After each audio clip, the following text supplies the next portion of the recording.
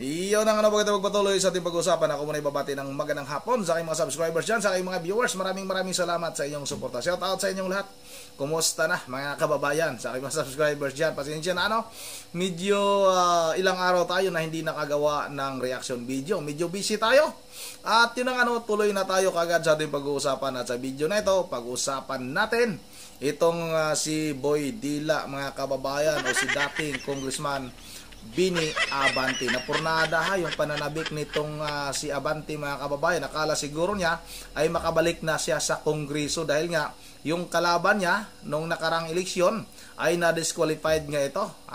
Ito'y nanalo bilang kongresista sa ika-6 na distrito ng lungsod ng Maynila. Dating kasamahan pala ito ni Bini Abante, pero ngayon lang itong si Bini Abante, sa mga hindi pa nakakaalam pala, itong si Congressman Oy ay naglingkod na ito noon bilang konsilor ng lungsod ng Manila din. Magkasama itong si Bini Abante at itong si Congressman Oy. Dating magkakampi ito mga kababayan, pero noon ay hindi siya nagreklamo. Yung pagkatao nitong si Congressman Oy, yung pagka-Pilipino nito, ayan yung isa sa dahilan kung bakit i-disqualified ito ng Kumilik, yung usapin ng kanyang citizenship, dahil nga hindi daw natural born Filipino mga kababayan itong si Oy. Yun ang akala siguro nitong si Abante ay makakabalik na nga siya sa Kongreso at mabuo ulit nila yung samahan ng mga congressman, yung tuwad ko mga kababayan, yung mga umuusig, yung mga congressman na umuusig sa mga Duterte, yung gumagawa ng kwento para talaga maibagsak nila itong si VP Sara Duterte para nga hindi na ito maging mabango sa tingin ng ating mga kababayan sa darating na 2028 presidential election. Ngunit nga mga kababayan, nagdesisyon na yung Korte Suprema na hindi na pwedeng umupo yung pangalawa sa pinakamataas na buto sa nakaraang halalan. Bawal na po, hindi na po pwede dahil nga nakikita ng Supreme Court na para bang ito ay ginagamit ng mga kalaban para tawag nito, magkaroon ng korupsyon sa loob ng Kumilik. Pwede silang magbayad sa Kumilik para i-disqualified yung nanalong kandidato mga kababayan. Kaya ganun yung nangyari ngayon kay Pastor Bini Abante o Boy Dila mga kababayan. Nabigo itong si Boy Dila na umupo. Akala siguro niya ay makabalik siya. Ngunit naman mga kababayan, uulitin ko lang, ay bigo itong si Bini Abante. Buti nga. Yun ang wag na natin itong patagalin. Sabay-sabay na natin itong panoorin. Well, ngayon po pag-usapan po natin ang kaso nitong si Bini Abante. Si Boy Dila, diba? Well, delat, hindi ka pa rin makakaupo. Abaya mong akala niya, siya ay makakaupo na bilang kongresista, miski siya ay natalo nitong si Joey Uy. Kung matatandaan niyo po, natalo siya bilang isang kongresista at ito naman po ay parusa ng taong bayan sa kanya dahil sa kanyang Boy Dilang ginagawa sa Kongreso, kung saan binaboy niya yung proseso ng Kongreso at ginawa niyang talagang instrumento para gipitin ang mga Duterte at kanilang mga aliado. Well, nakatikim po siya na hagupit ng taong bayan. Pero si Boy Abante, si Boy Dila, abay umasa na siya'y makakaupo. Bakit? Kinuntsaba ata ang Comelec. Malamang. Kinuntsaba ang Comelec at sinabi na hindi raw natural born Filipino itong kalaban na si Joey Uy. Well, alam niyo po, sa ating saligang batas, dati-rati po, under the 1935 Constitution, dapat para ikaw ay maging natural born Filipino, ang tatay mo ang dapat maging Filipino. Pero binago na po yan. Mula po, kung hindi po nagkakamera, 1973 Constitution. Ngayon po, kay tatay, kay nanay ay natural born Filipino, sapat na po yan. Parang isang Filipino ay maging natural born Filipino. Sa kaso po ni Joey Uy, talaga naman po ang tatay niya ay naturalized Filipino, pero nanay niya ay natural born Filipino. At dahil ang nanay niya ay natural born Filipino, syempre siya ay natural born. Tama. Pero nakapagtataka po, bakit po ang second, yung parang second, anong tawag doon, division ng Comelec ay nagdesisyon na babaliwalain ang kanyang Certificate of Proclamation dahil daw po di umano sa pagiging hindi natural born. Kasi sa saligang batas natin, hindi sapat na ikaw ay Pilipino. Kasi po pwede ka maging Pilipino through naturalization, yung nag-a-apply ka no, sa hukuman o sa OSG. Kinakailangan talaga ang natural born ay meron kang dugong Pilipino. Kung ikaw ay nanay mo o tatay mo ay Pilipino, whether or not married o hindi. Ang punto po is nakapagtataka kung bakit matapos maproklama si Uy, saka siya i-disqualify. Now, syempre, hindi maalis sa isipan ng tao na luto ito. Bakit? Kasi nga, napakatinding aliado na administrasyon itong si Boy Dila. Tama. At siguro dahil siya matinding kaalyado na administrasyon, syempre, napabura, no? Yan po iniisip ng marami. Ako po, hindi ko maintindihan.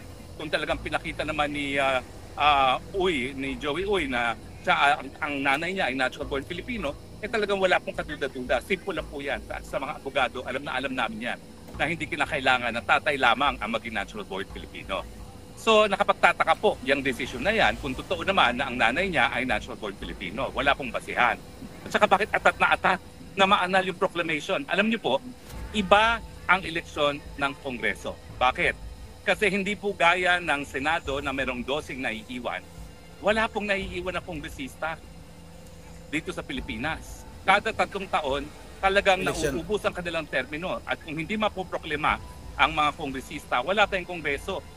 Dahil nga po importante na magpatuloy ang gawain ng kongreso, dahil ang pinaka-importanteng gawain nila pagdating ng Hulyo ay yung pantao ng budget, nakasaad sa ating Omnibus Election Code na wala talagang tinatawag na pre-proclamation controversy ang mga kongresista. Ibig sabihin, yung mga dayaan, hindi po pwedeng makonsidera yan. Basta tuloy-tuloy lang ang bilang ng boto at kung sino ang pinakamalaking boto, siyang madideklarang panalo as kongresista. Kasi importante na sa lalong mabilis na panahon, maproklema yung mga nananalong mga kongresista. Otherwise, wala tayong kongreso na gagawa ng budget pagdating ng July. So nakapagtataka na bagamat walang pre-proclamation controversy ang mga kandidato para sa kongresista, nagkaroon ng ganitong kontrobersiya pagdating kay Joey Uy. Now, ang pagkakaalam ko po, talaga naman pag ikaw ay nanalo na proklama na, at hindi pa nag-a-assume ng opisina, meron pa talagang jurisdiction ng COMELEC, no? Pero, ang COMELEC dapat magdesisyon pagdating sa issue ng citizenship sa hiwalay na aksyon na tinatawag ng co-waranto. Hindi ko po alam kung nagkaroon ng co-waranto yan. Kasi kung yan po ay yung nauna ng aksyon para ideklarang null and void yung kanyang certificate of candidacy, yan po isakop na ng pre-proclamation controversy. No? Importante na kapag naproklama na, magkaroon talaga ng direct challenge sa citizenship sa pamamagitan ng co-waranto. So hindi ko lang po alam kung yung decision na yan ay sa pamamagitan ng co-waranto petition, pero sa tingin ko po hindi, kasi napakabilis namang decision yan. Wala pang 1 buwan ng election natin, meron silang decision sa co-waranto. So sa tingin ko, ito ay pa rin sa pre-proclamation controversy, no, na dapat hindi na-entertain ng COMELEC. Now, ang tanong, abay ang Boy Dila ay nag-celebrate na. At sabi niya, ipagpapatuloy daw niya ang gawain ng Huwad Committee. Well, Boy Dila, ikaw ngayon ang dinidilaan. Hindi ka uupo. Bakit? Well, ngayon po kasi, nagkaroon na ng bagong desisyon ang Korte Suprema. Ito po yung Mangundadato versus COMELEC. Na yung second placer rule ay hindi na po ipapatupad. Ano ba yung second placer rule? If for any reason, yung nahalal na opisyal ay na-disqualify at hindi mag-qualify doon sa kanyang opisina, yung second highest number of votes ang siyang uupo. Well, sabi ng Korte Suprema, hindi tama yan. Dahil sa eleksyon, merong pinili ang taong bayan. Tama. Ang second placer, bagamat siya ay second placer, hindi siya pinili ng taong bayan. Talo pa rin. So ang talunan, full stop. Hindi po pwede na siya mapoproklema kung madi-disqualify yung naproklema. Lalong-lalo na kung ang posisyon ay kongresista. Kasi nga, importante yung pagkakaroon ng mga kongresista. No? Otherwise, wala tayong budget. So ito pong decision nito, ay ito po ngayon ang applicable kay Boy Dila. Bagamat nagdidiwa na si Boy Dila na akala niya babalik siya sa Kongreso at mga api na naman siya sa Huwad Committee, hindi, Boy Dila. Buti nga, belat. Hindi ka uupo dahil dito sa bagong desisyon ng Korte Suprema. Ang sabi ng Korte Suprema, ang binoto ng taong bayan, yung pinakamataas na boto. Kung if any reason, matapos magproklema, hindi siya makaupo, magkakaroon ng vacancy. Kinakailangan, maghalal na naman ang taong bayan ng bagong kandidato o bagong kongresista pagdating dito nga sa kaso ni Joey Uy. Sabihin nating matalo si Joey Uy sa M-Bank kasi mula doon sa second division, mag-motion for reconsideration naman yan at dadalhin sa COMELEC, no? Pero ako naman naniniwala na karamihan naman, if not all of them, hindi, karamihan pala, may isa dong non-lawyer, no? Ay abogado, alam naman nila na kapag ang nanay natural born Filipino pa rin yung anak. Pero if for any reason, hindi mabago itong decision nito at masustain na pa yan ng Korte Suprema, ang realidad, hindi uupo si Boy Dila. Buti naman. Kasi Boy Dila, kinakailangan ikaw ang nanalo bago ka makaupo. Ikaw ay natalo. At ang sabi ng Korte Suprema, hindi mabubura yung pagkatalo miski pa ma-disqualify yung nanalo. Ang solusyon dyan, magkaroon ng special election. Pero ang number 2, hindi uupo. Alam niyo po, kahit saan yung tignang anggulo, meron pa rin katarungan. Si Boy Dila na ginamit ang ating Kongreso bilang isang institusyon para instrumento ng pagigipit sa mga taong gaya ko.